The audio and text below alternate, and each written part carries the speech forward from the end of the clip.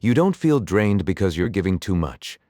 You feel drained because you're giving to the wrong dynamic. At first, it doesn't look like a problem. Someone calls you when things go wrong. You help. A colleague asks for support. You step in. A family member expects you to show up. You do. You tell yourself this is who you are: reliable, helpful, available, and for a while, that feels right. But then something shifts. You start noticing a pattern. You're always the one responding, always the one solving, always the one adjusting. And when you need something? Silence, delayed replies, excuses, or nothing at all. Now a question appears.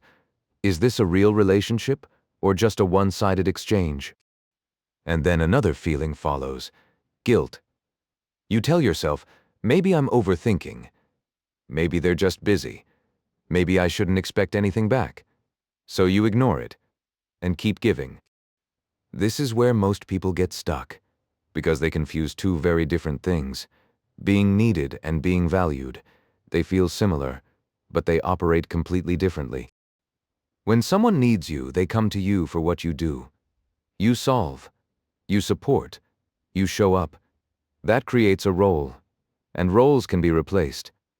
When someone values you, they don't just show up when something is wrong. They show up when nothing is needed. They check in. They listen. They stay connected. Not because you're useful, but because you matter. Here's the hard truth. If your place in someone's life depends on what you provide, you're not in a relationship. You're in a pattern of use, not always intentional, but still real. Now let's go deeper.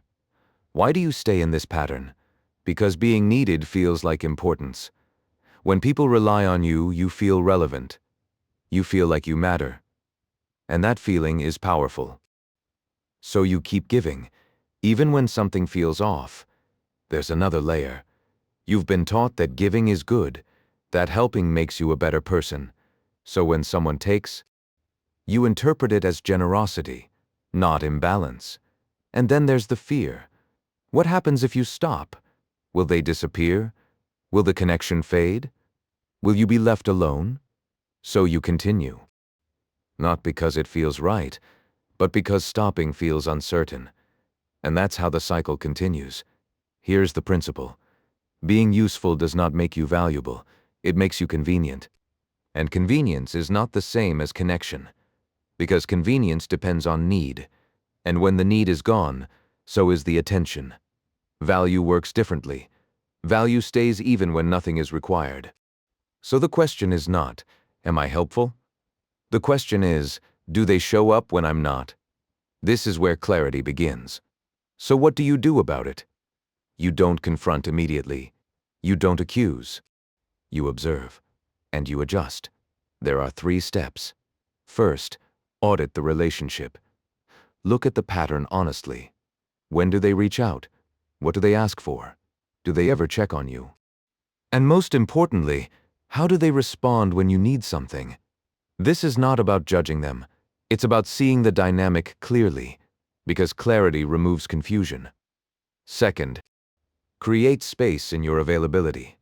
Right now, you might be too easy to reach, too quick to respond, too ready to help. So change that slightly. When they reach out, don't respond immediately. Wait. Not to play games, but to show that your time has structure. This small delay changes the signal. It shows that you have priorities, that your time is not automatically theirs. And watch what happens. Some people will stay. Others will become impatient. And some will disappear. Each reaction gives you information. Third, ask for something. This is the simplest test. Ask for a small favor. Something reasonable. Time, attention, support. Then observe. Do they show up? Do they hesitate? Do they make you feel like a burden? This moment reveals the truth. Because people who value you don't disappear when you need them. They adjust, even in small ways. Now let's make this practical. When someone reaches out with a request, I'm a bit stretched right now. Let me think about it. You create space without rejecting. If you notice the pattern and want to address it, I've realized I need to manage my time more carefully. No accusation, just a shift. If they try to make you feel guilty, I'm not available for that right now. Clear. No explanation. And if you decide to step back, I need to focus on my own priorities for a while. Simple. Final. Here's what happens when you start doing this. Your role begins to change. You're no longer the default helper. You become selective, and that changes how people interact with you. Some will respect it. Some won't. And that's important, because it shows you who values you and who values what you provide. That distinction is everything. Here's the key takeaway. Being needed can feel like connection, but it's often just dependence. Real connection shows up both ways, not perfectly, but consistently. So this week, choose one relationship. Not the most extreme one, just one where something feels off. And make one small adjustment.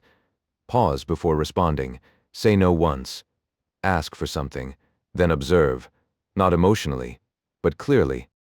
Because once you see the pattern, you can decide what to do next, and that decision is where your control returns. If this made you rethink certain relationships, this is only one layer. There's a deeper structure behind why some connections feel draining while others feel stable. Most people never fully understand the difference. If you want to go deeper, the full framework is in the book. Because once you stop being available to everyone, you start being valued by the right people.